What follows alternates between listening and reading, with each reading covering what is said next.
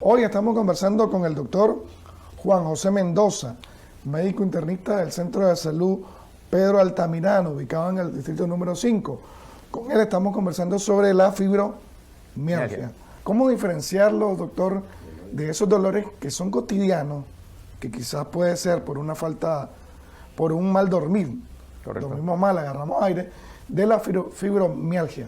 ¿Cómo diferenciarlo? Bueno, como decíamos al inicio, necesitamos 11 puntos 11 dolorosos. puntos. 11 puntos dolorosos. Esos puntos son simétricos. Por ejemplo, duele el cuello, hay un punto específico, duele un poco más abajo, ahí cervical, duele la parte supraespinal, duele la parte de los escalenos. Entonces, los puntos son simétricos. O sea, cuando digo simétrico es izquierda-derecha. Sí. Entonces, uno va 2, 4, 6, 8, 10, hasta que llegas a los 18. Parejo. Correcto, parejo. La mitad izquierda y la mitad derecha.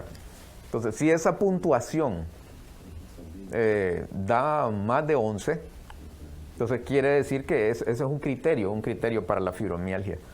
El otro es la asociación de enfermedades que provocan estrés, pues. Por ejemplo, que el paciente tiene insomnio, el paciente tiene ansiedad, el paciente tiene depresión. Ese es otro criterio también que se asocia. Y los exámenes, generalmente los exámenes no muestran mayor, o sea, una enfermedad más seria, no. Ya, esos dolores que expresan las personas que están padeciendo de esta enfermedad, ¿cómo es? ¿Agudo, intenso, leve? Es un dolor molesto. Molesto. O sea, como cuando te levantás fatigado, golpeado, pues que, no sé, un dolor inespecífico. Yo creo que todo el mundo ha sentido, toda la gente ha sentido ese malestar, pues. Como algo así como cuando dormís mal, pero generalizado, ¿no? Todo te duele, así dice la gente, todo le duele. ¿Por qué afecta, doctor, según lo que estaba leyendo, los tejidos blandos? Cuando hablamos de los tejidos blandos nos referimos, como usted ya bien dijo, a los músculos, a los tendones. Sí, afecta a músculos, tendones. A los huesos, incluso. Lo que pasa es que ahí es el lugar de presentación, pues porque ahí en este caso son los receptores de dolor que están localizados en músculos, tendones, vainas. Ahí está el receptor, o sea, la estructura que genera, que conecta, pues, que conecta al cerebro para la producción de dolor. Entonces, ahí es donde se produce la fuente, pues, el inicio del dolor. Ya. En el caso de jóvenes, ¿por qué generalmente vivimos en una sociedad estresada? Sí, claro. Obviamente, el estrés está causando esto, y el estrés lo tenemos los jóvenes, lo tenemos los adultos, lo tenemos los adultos mayores. No se salva del estrés No se salva del estrés nadie. Incluso hasta los niños. Hasta los niños. Sí.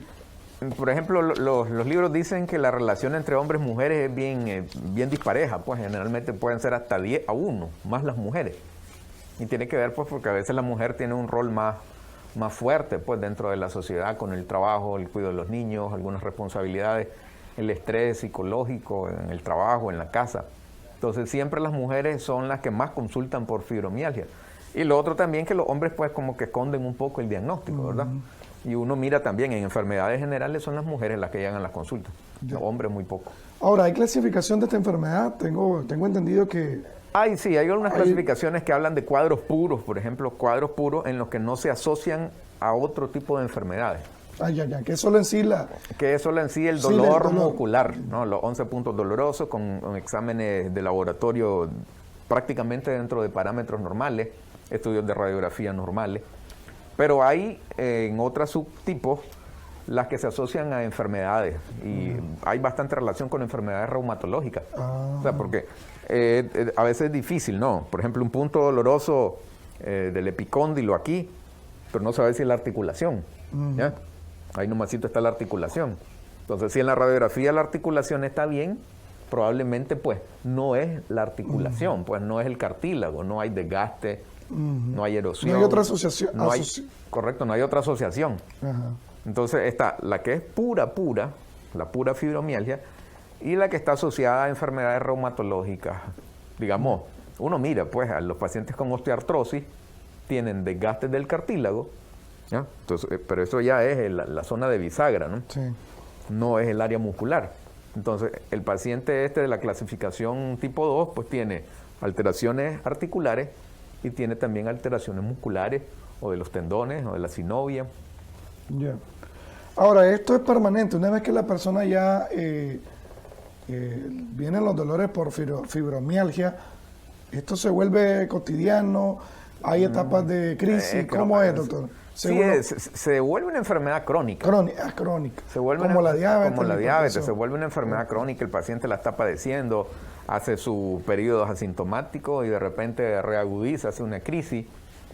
Y como decíamos al inicio, el problema es que está relacionada mucho con trastornos que afectan la mente. Pues, la ansiedad, vida cotidiana. Con la vida cotidiana.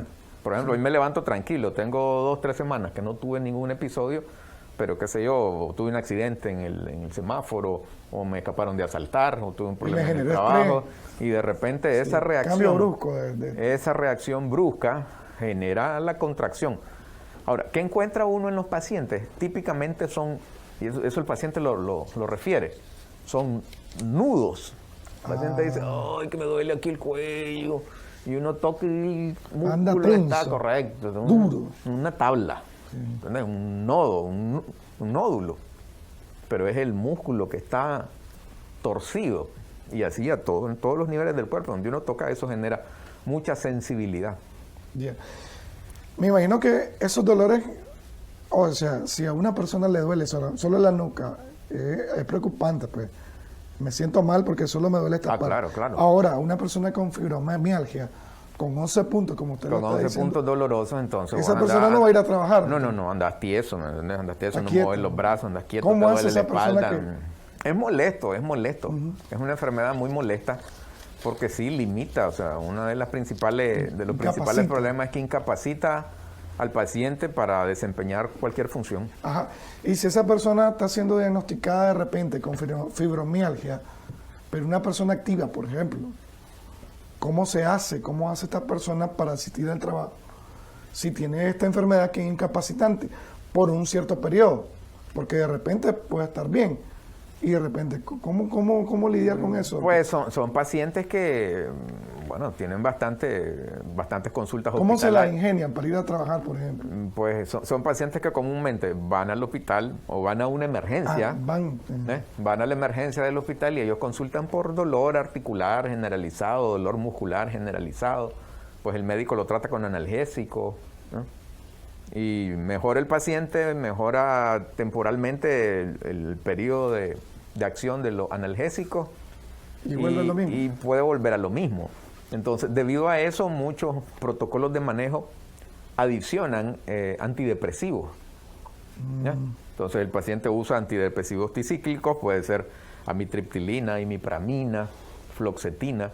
Como un manejo. Como un manejo ya un poco más crónico. O sea, no es simplemente el manejo que se da en la emergencia, que te ponen ya el analgésico, pues estás ahí reposando un rato, unas 8 horas, 12 horas, sino que te adicionan al manejo antidepresivo. O sea, que fármacos por varios meses que tienen un efecto sedante, un efecto que mejora tu estado de ánimo, tus emociones, la regula. Mira, ahí tenemos algo muy importante para el caso de lo que estamos hablando de la fibromialgia. La mayoría de los casos. La mayoría de los casos son entre 18 a 65 años. Sí, como decíamos, mujeres. no hay edad, son mujeres. Hablamos de los síntomas. Bueno, cada persona tiene diferentes síntomas, dice. Sí. Ya no es lo mismo. La fatiga. El fatigado, ¿no? Dificultad para dormir, obviamente por el dolor. Ansioso, el depresivo. La rigidez de lo que estábamos hablando, la persona tiesa, dolor de cabeza. Puntos hipersensibles, ¿no? Ahí señalan algunos. Son punzadas, me imagino. Es una cosa como pesadez. No sé si has sentido esa molestia de pesadez, de que no puedes doblar el cuello, la espalda te duele. Mire, hasta tiene que ver con, se relaciona con la menstruación. Sí, periodo menstrual es doloroso. Correcto. Sí.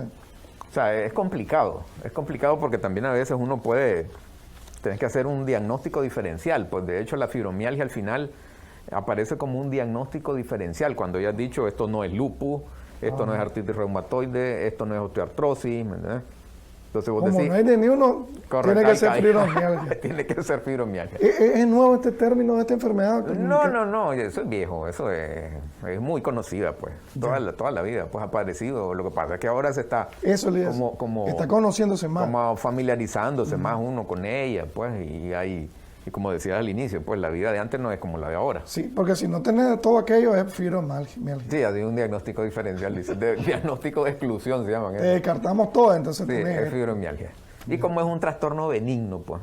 ¿no? Sí. Entonces, Pero molesto. Sí, pero muy molesto. Incapacitante. De viaje. Sí. Te limita. Correcto. Una enfermedad crónica que vamos a tener toda la vida. Que probablemente va a estar ahí toda la vida con nosotros. Sí, precisamente cómo se diagnostica, doctor. No hemos hablado del diagnóstico. ¿Qué prueban como una enfermedad que se descarta después de otra enfermedad? ¿Cómo se detecta? ¿Cómo se diagnostica? ¿Qué pruebas hay que hacer para diagnosticar? Correcto, como decíamos, es un diagnóstico de exclusión.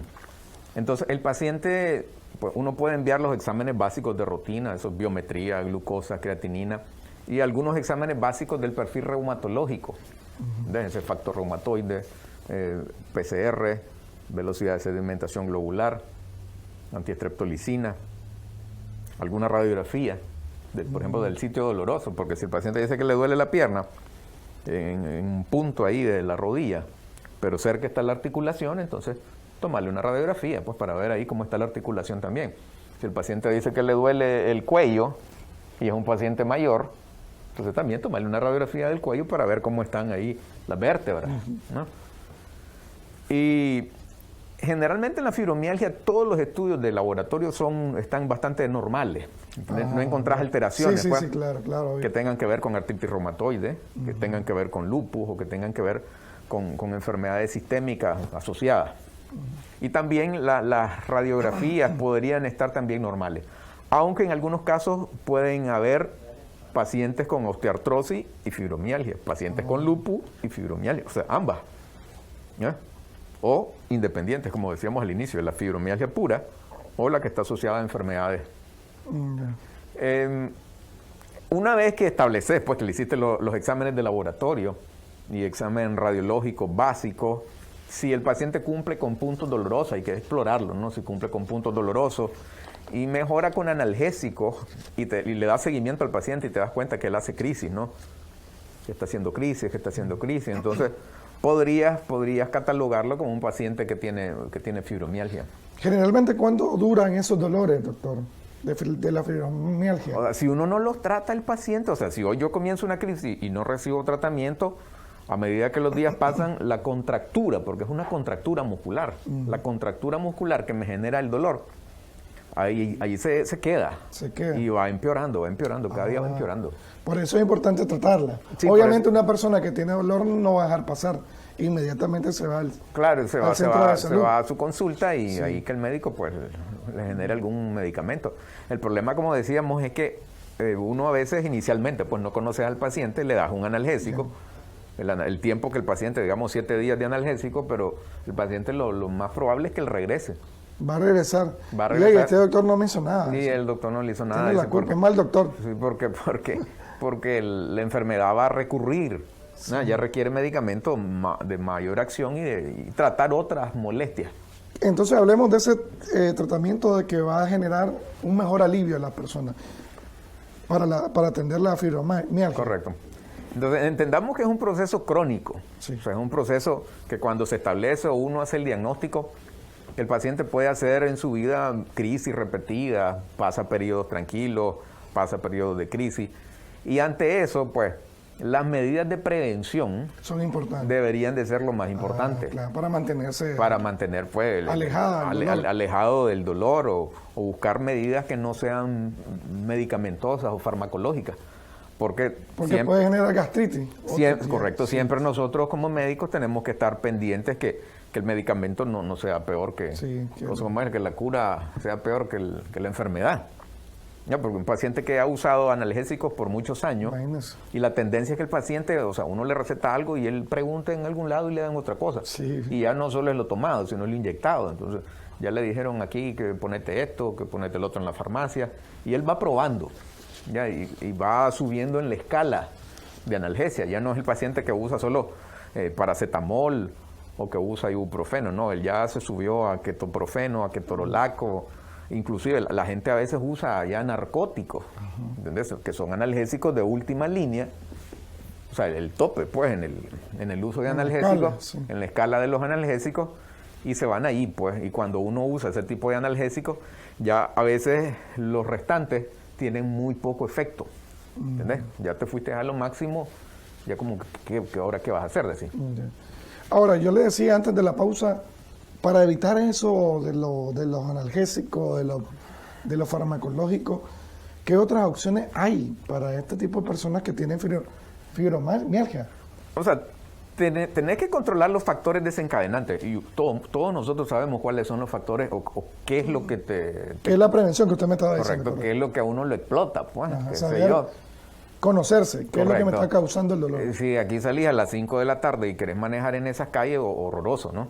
Difícil, estresado. Difícil, estresado. Pues, por más que uno ponga radio, por más que uno ponga aire, por más que mentira. Imagínese una persona con este padecimiento, ajá, que el tráfico le genere estrés. Y que el tráfico le genere estrés. Correcto, chocar. Te vas a quedar tieso, vas a chocar, vas a pelear con la gente y vas peleando con la gente, ¿no? No solo eso. Entonces, tenés que evitar esa situación. ¿Cómo hacerlo? No sé, no te podría decir, no sé, salir una hora antes del trabajo. O más tarde. O más tarde. Hay gente que hace eso. O no manejas, pues. Okay, yo tengo ¿usa el bus? Correcto, usa el bus, pues. Yo tengo muchos colegas que prefieren andar en buses y no andan en el carro. Porque salen a la hora pico, por ejemplo, si uno se va a Masaya, a la hora pico, eso es terrorífico. Sur, no, eso es terrorífico. Ahí está hablando que son 2 horas para llegar de aquí, Managua, a Masaya, que son 15, 18 kilómetros. Entonces lo importante en este caso es identificar lo que me está generando el dolor. Correcto, identifique una causa desencadenante. El médico le ayuda obviamente a la persona. Claro, le ayuda a que el paciente vaya él buscando en su lista de complicaciones, qué sé yo, el estrés laboral, pues ahí no sé cómo se haría, pero no va a dejar de trabajar, si no le va a dejar... No vas a dejar de trabajar. La falta de empleo le va a generar el estrés. Correcto, te va a generar también empleo. La crisis económica, el virus, por ejemplo, este virus ha adicionado una gran cantidad, una carga de estrés al planeta increíble. O sea, por ejemplo, a los médicos en Estados Unidos, casi el 70, el 80% de los médicos, el diagnóstico de síndrome de estrés postrauma o de ansiedad, de depresión, eso se ha disparado. Y obviamente esta enfermedad también. ¿Entiendes? Ahora, genial, pues sería que el paciente dedicara 15, 20 minutos. Yo digo 15, 20 minutos a salir a dar su caminadita, ¿no? Su corridita, si solo, la mascota, con el perrito, con algo, pues, pero tiene que hacer algo. Okay. Genial sería que fuera natación. Eso ya sería un deporte más completo y que el agua fría, por ejemplo, la inmersión en agua fría es una cosa muy relajante.